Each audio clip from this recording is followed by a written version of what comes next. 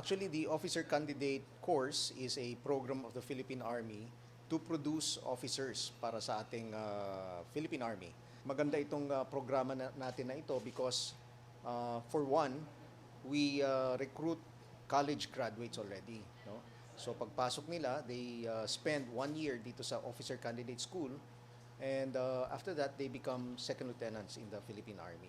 Itong OCS, Officer Candidate School, is a good source for us for quality officers of the Philippine Army. I would like to encourage our youth, yung ating mga kabataan, na kung kayo ay nagtapos ng kolehiyo at gusto nyong pumasok bilang opisyal sa Philippine Army, please join us, apply as officer candidates to our officer candidate school. And you will be given benefits katulad ng assurance of employment dito sa ating armed forces of the Philippines. Aside from that, of course, meron kayong sweldo.